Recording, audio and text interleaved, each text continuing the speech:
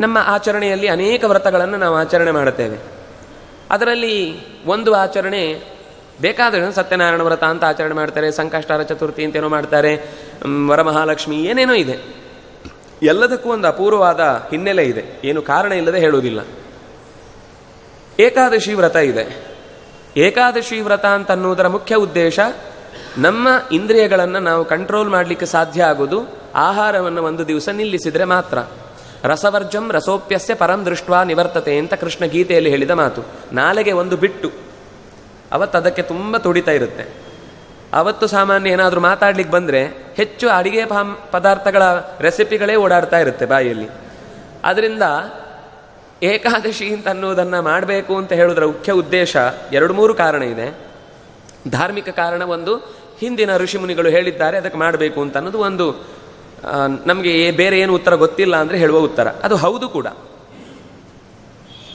Alexis ಕರೆಲ್ ನಾನು ಆಗ ಹೇಳಿದ ಒಬ್ಬ ಪ್ರಸಿದ್ಧ ಸರ್ಜನ್, ಅವನು ವೈದ್ಯ, ಮ್ಯಾಂದಿ ಅನ್ನೋ ಒಂದು ಪುಸ್ತಕದಲ್ಲಿ ಏಕಾದಶಿ ಗೊತ್ತಿಲ್ಲ ಅವನಿಗೆ, ತಿಥಿ ವಾರ ನಕ್ಷತ್ರ ಎಂಥ ಭಾರತೀಯ ಸಂಸ್ಕೃತಿಯ ಬಗ್ಗೆ ಏನೂ ಗೊತ್ತಿಲ್ಲ.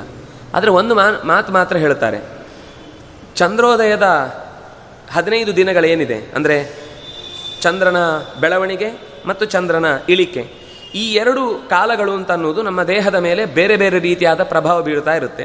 ಅದಕ್ಕೆ ಸರಿಯಾಗಿ ನೀವು ಗಮನಿಸಬೇಕು ಅಂತಂದರೆ ಪೊಲೀಸ್ ಸ್ಟೇಷನಿಗೆ ಹೋಗಿ ಅಕಸ್ಮಾತ್ ಹುಣ್ಣಿಮೆ ಮತ್ತು ಅಮಾವಾಸ್ಯೆಯ ದಿವಸ ಎಂಟ್ರಿ ಆದ ಕೇಸ್ಗಳ ಬಗ್ಗೆ ಒಂದು ಸಂಖ್ಯೆ ದಾಖಲಾತಿಗಳನ್ನು ನೋಡಿ ನೀವು. ಬೇರೆ ದಿವಸಗಳಿಗಿಂತ ಆ ದಿವಸಗಳ ಪರಿಣಾಮ ದೇಹದ ಮೇಲೆ ಜಾಸ್ತಿ ಇರುತ್ತೆ. ಸಮುದ್ರವೇ ಉಕ್ಕೇರಿ ಹರಿಯುತ್ತೆ ಭರತ ಇಳಿತ ಅಂತ. ಅಂಥದ್ರಲ್ಲಿ ಮನುಷ್ಯನ ತೆರೆಗಳು ಏಳುವುದರಲ್ಲಿ ಇಳಿಯುವುದರಲ್ಲಿ ಏನು ವಿಶೇಷ ಇಲ್ಲ. ಅಂದರೆ ಆ ಪ್ರಭಾವ ಅಲ್ಲಿ ಜಾಸ್ತಿ ಇರುತ್ತೆ, ಉಳಿದಂತೆ ಸ್ವಲ್ಪ ಸ್ವಲ್ಪ ಬದಲಾವಣೆ ಆಗ್ತಾನೆ ಇರುತ್ತೆ. ಅವನು ಹೇಳುವುದೇನು ಅಂದರೆ 11ನೆಯ ದಿವಸ ನಮ್ಮ ದೇಹಕ್ಕೆ ಸಂಬಂಧಪಟ್ಟಂತೆ ಆಹಾರವನ್ನು ನಾವು 15 ದಿವಸದಲ್ಲಿ ಕೊನೆಗೆ 1 ದಿವಸ ಅಂತ ಹೇಳ್ತಾನೆ. ಆದರೆ ಚಂದ್ರನ ಕಲೆ ಅಂತ ಅನ್ನೋದು ನಮ್ಮ ದೇಹಕ್ಕೆ ಬೀಳುವಾಗ ಆ ದಿವಸ ನಮ್ಮ ದೇಹದಲ್ಲಿ ನಾವು ನಿರಾಹಾರವಾಗಿ ಬದುಕಿದ್ದ ಹೌದಾದರೆ ಅದರ ಎನರ್ಜಿಯನ್ನು ನಾವು ಒಳ್ಳೆಯ ರೀತಿಯಿಂದ ಸ್ವೀಕರಿಸಲಿಕ್ಕಾಗತ್ತೆ.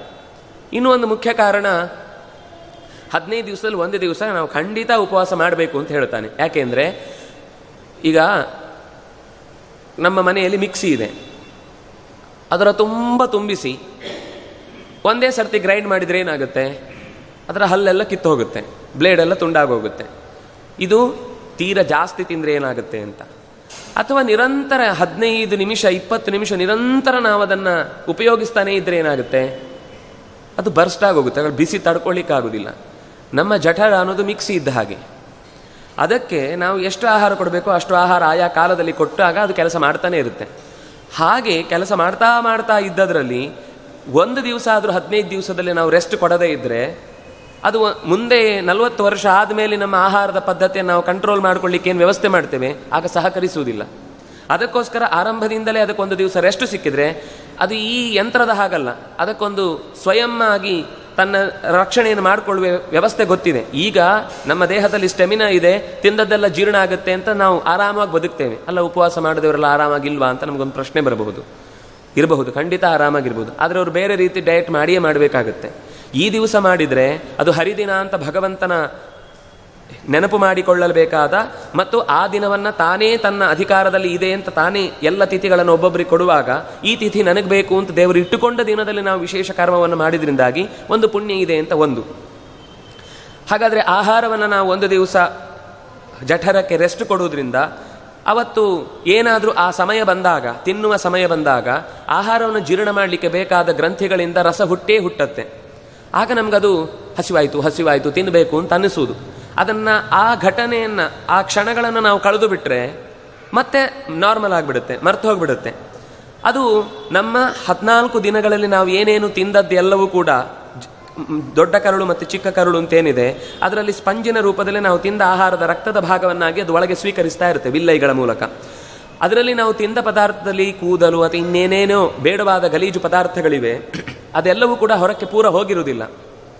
ಏಕಾದಶಿ ದಿವಸ ನಾವು ತಿನ್ನದೇ ಇದ್ದದ್ರಿಂದ ಅದರಲ್ಲಿ ಹುಟ್ಟಿದಂತಹ ಈ ಗ್ರಂಥಿಗಳಿಂದ ಹುಟ್ಟಿದ ರಸಗಳ ಆ್ಯಸಿಡ್ಗಳೇನಿವೆ ಅದು ಆ ಜಾಗದಲ್ಲಿ ಪ್ರಸಾರ ಆಗುವುದರಿಂದಾಗಿ ಅಲ್ಲಿ ಉಳಿದಂತಹ ಏನು ಕೆಟ್ಟ ಪದಾರ್ಥಗಳಿವೆ ಅದನ್ನೆಲ್ಲ ಸೇರಿಸಿಕೊಂಡು ಬಂದು ನಾವು ಮರು ದಿವಸದ ತನಕ ಆ ಉಪವಾಸ ಮಾಡಿದ್ರಿಂದಾಗಿ ಮತ್ತೆ ನಾವು ದೇಹದಿಂದ ಕೊಳೆಯನ್ನು ಹೊರಗೆ ಹಾಕುವಾಗ ಆ ತನಕ ಹೊಟ್ಟೆಯಲ್ಲಿ ಸೇರಿದ್ದ ಎಲ್ಲ ಬೇಡವಾದ ಗಲೀಜೆಲ್ಲವೂ ಕೂಡ ದೇಹದಿಂದ ಹೊರಕ್ಕೆ ಹೋಗುತ್ತೆ. ಅಂದರೆ ಇದು ಒಂದು ಕ್ಲೀನಿಂಗ್ ಪ್ರೊಸೆಸ್.